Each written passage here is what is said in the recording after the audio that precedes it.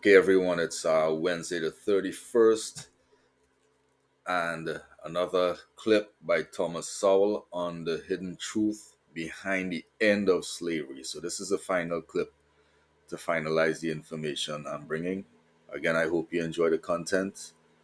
And please, again, like and subscribe to my channel on YouTube, NYRON'S Forum, NYRON apostrophe S Forum. Hit the thumbs up, like and subscribe, and please share the videos if you enjoy the content and think it might be important to others. Okay, let's get into the video.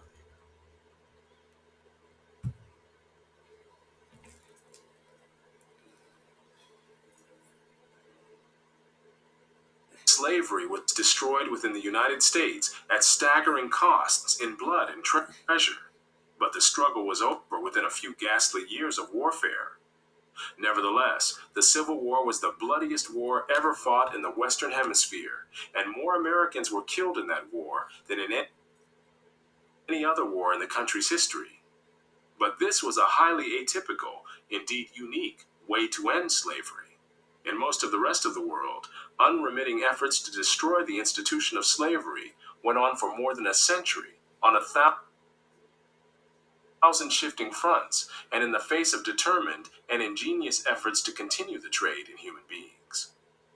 Within the British Empire, the abolition of slavery was accompanied by the payment of compensation to slave owners for what was legally the confiscation of their property.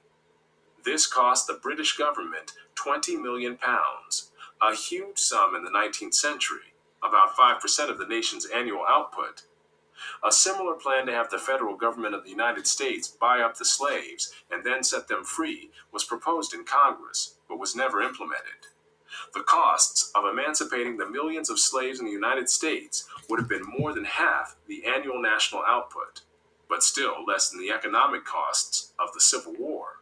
Quite aside from the cost in blood and lives, and a legacy of lasting bitterness in the South, growing out of its defeat and the widespread destruction it suffered during that conflict.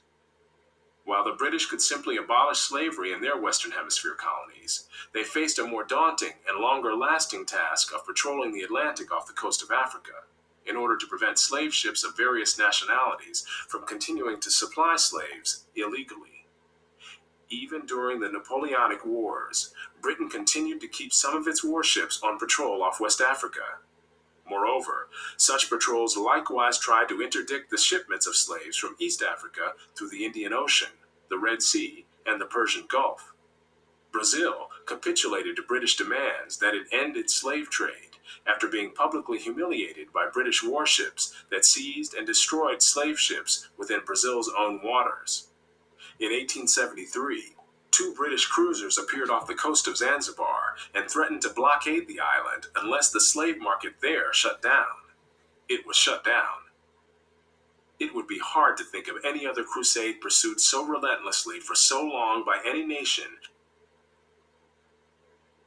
at such mounting costs without any economic or other tangible benefit to itself.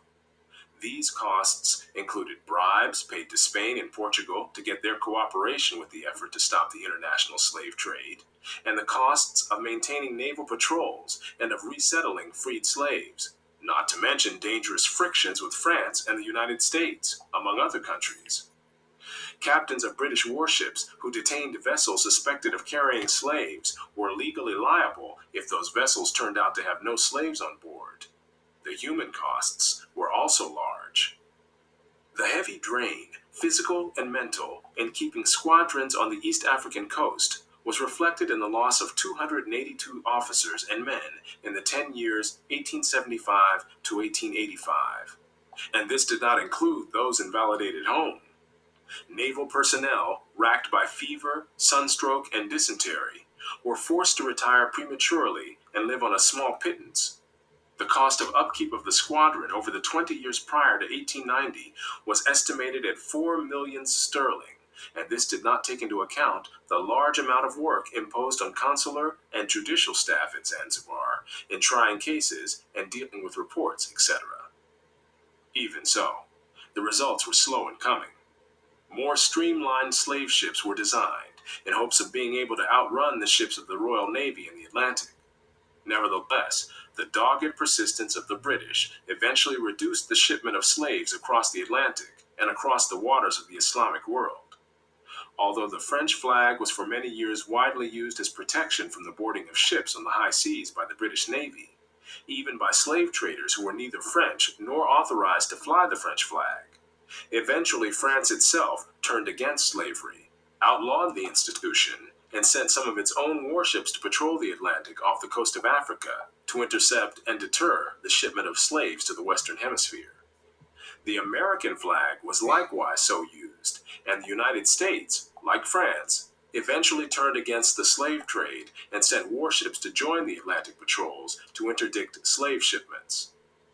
Although by 1860 the Atlantic slave trade had been effectively stopped, the slave trade from East Africa across the Indian Ocean, the Red Sea, and the Persian Gulf took longer to be reduced significantly. Off the east coast of Africa, smaller Arab vessels called dhows hugged the coastlines in waters too shallow for the British warships to enter. One British commodore estimated that he captured one dhow for every 8 that escaped. Nevertheless, during the period from 1866 to 1869, 129 slave vessels were captured and 3,380 slaves were freed. When the threat of being boarded seemed imminent, the Arabs would throw slaves overboard to drown, rather than have them be found on board, which could lead to British seizure of the vessel and punishment of those who manned it. The worst that could befall the slaves was when the slaver was overhauled by a British cruiser, and they might then be flung overboard to dispose of all evidence. Devereux mentions a case where the Arabs, when pursued by an English cruiser, cut the throats of 24 slaves and threw them overboard. Colomb also states that Arabs would not hesitate to knock slaves on the head and throw them overboard to avoid capture. Because there were only a few naval ships available to cover a vast expanse of water in this region, British warships would often launch smaller boats to engage the Arab slave dhows. In these cases, as one study put it, the slave traffickers frequently did not hesitate to attack boat crews in defense of their profits. Battles between the Arabs' vessels and the smaller British craft were especially likely when the larger ships that launched them were too far away to reach the scene in time to join the battle. In other cases, the Arabs fled even from the smaller British vessels. An episode in 1866 was typical. On 26 April 1866, the Penguin set out after a dhow and fired several shots in an effort to make the crew come to. When the dhow failed to lower its sail, Gartorth felt certain that she was a slaver and ceased firing for the sake of the slaves on board. However, he managed to close with the dhow, which then made for the rocks through a heavy surf. By the time the ship's boats could be lowered to follow, the Arab crew had fled, but the pounding surf made any attempt by the slavers to salvage the human cargo too dangerous. To their horror, the boat crew found that they too could not reach the dhow, which was rapidly filling with water, drowning the slaves. The boat officer decided that he could not risk coming in close to the dhow, but several of the crewmen of the cutter recklessly dived in and swam through the surf to the dhow. In a remarkable display of courage, the sailors managed to bring 28 of the slaves back to the boat. But the dhow appeared to have had more than 200 slaves on board, and most died in the pounding waves. In another episode, the Arabs' ruthlessness toward the slaves was further revealed. When the Daphne's cutter captured a dhow with 156 slaves on board, many were found to be in the final stages of starvation and dysentery. One woman was brought out of the dhow with a month-old infant in her arms. The baby's forehead was crushed, and when she was asked how the injury had happened, she explained to the ship's interpreter that as the boat came alongside, the baby began to cry. One of the dowmen, fearing that the sailors would hear the cries, picked up a stone and crushed the child's head. This was not a unique act. British missionary and explorer David Livingstone related a similar incident on land. One woman, who was unable to carry both her load and the young child, had the child taken from her and saw its brains dashed out on a stone. Dr. Livingstone also reported having nightmares for weeks after encountering Arab slave traders and their victims. Not only was this Christian missionary shocked by the brutality of the Arab slave traders, so was Muhammad Ali, the ruler of Egypt, who was a battle hardened military commander. None of this means that the horrors of the transatlantic slave trade should be ignored, downplayed, or excused, nor have they been. A vast literature has detailed the vile conditions under which slaves from Africa lived and died during their voyages to the Western Hemisphere.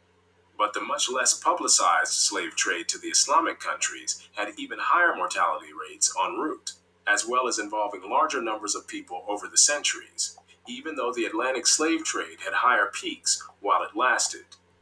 By a variety of accounts, most of the slaves who were marched across the Sahara toward the Mediterranean died on the way. While these were mostly women and girls, the males faced a special danger: castration, to produce the eunuchs in demand as harem attendants in the Islamic world.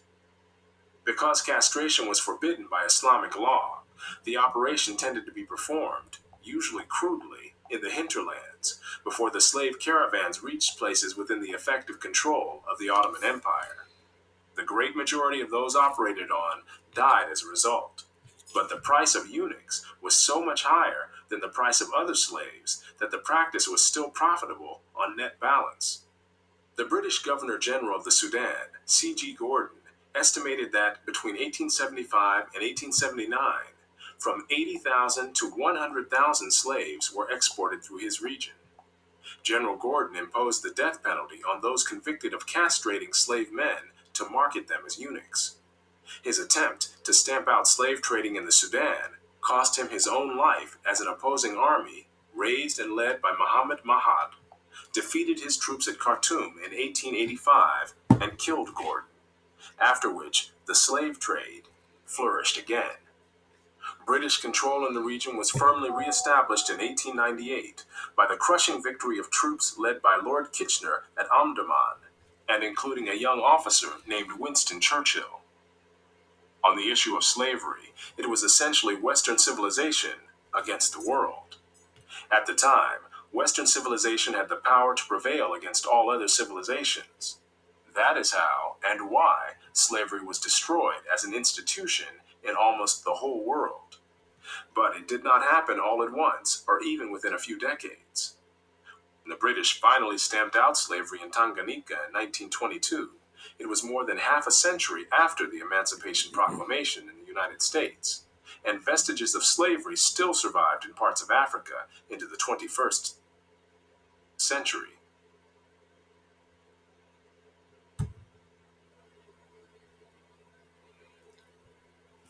Okay, that was the final clip, finalizing the information again by Thomas Sowell, the hidden truth behind the end of slavery. And apparently, big names came out of it too: Muhammad Ali, Lord Kitchener. Okay, well, given the conflicting information, there are also clips that shows Thomas Sowell versus other individuals that support the information handed down by the mainstream media and schools. So, because it's conflicting information, there are debates, which will be the most reasonable thing to do. And I think people should appreciate it, because when there is conflicting information, you have peer analysis, peer reviews, where a debate can help you reason the information and understand it better. Not saying everything is going to be pure truth, but it'll help you get a better understanding. So there are clips with Thomas Sowell versus other individuals where they debate history and can bring the information to the people. So I think for me, that's the most reasonable way to do things when there is conflicting information. And I think for most people, that would be reasonable also. So I'll try to find some clips of those and bring it for those who enjoy the content and want to get more in depth into the information. Okay. And again, thank you. And please go to my YouTube channel, NYRON'S Forum, NYRON apostrophe S Forum. Hit the thumbs up, like and subscribe, and please share the videos if you like the content and think there might be other people that you know that like it too. Okay. Again, thank you.